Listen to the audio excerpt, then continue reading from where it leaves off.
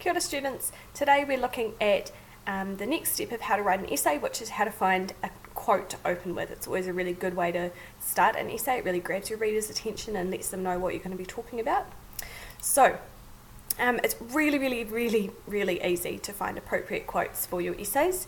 So here's my simple steps to doing that. First one, complete a Google search for quotes and any keywords that relate to your essay. And so in this case, because we're talking about how, now I've forgotten his name, Andy is angry and therefore memorable, you might use the words angry or memorable.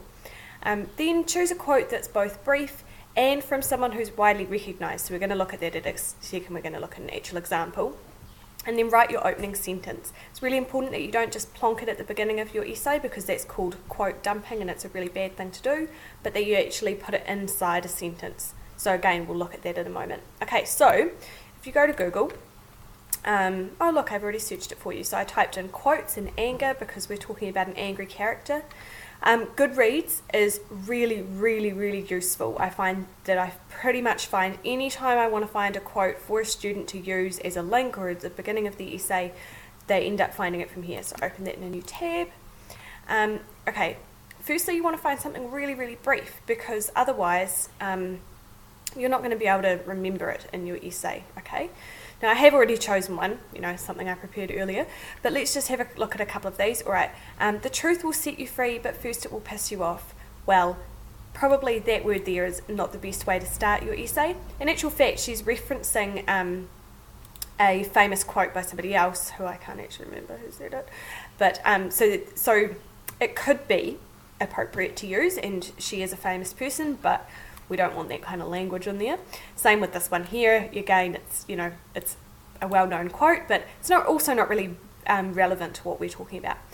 Angry people are not always wise. Well, that's a short quote. Jane Austen wrote Pride and Prejudice and a lot of other things, but ultimately we're actually trying to say that Andy is wise, so to use that quote would be a bit inappropriate.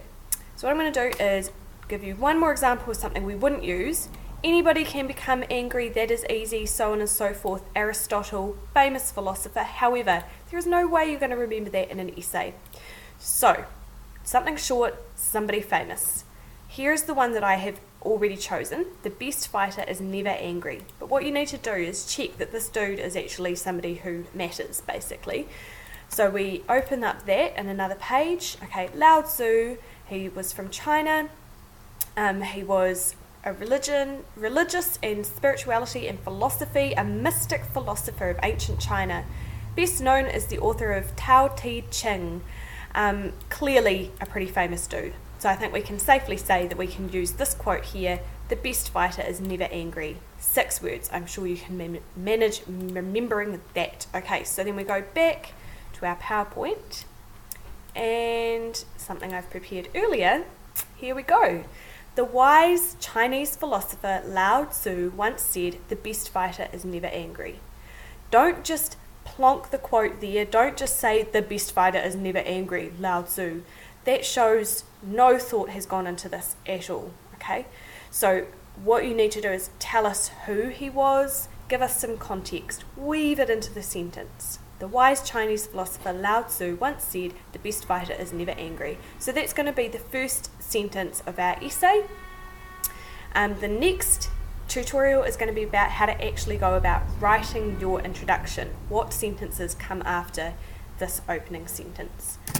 Congratulations! Remember, pause, rewind, fast forward, write things down, ask me questions, otherwise you're not making the most of all of this.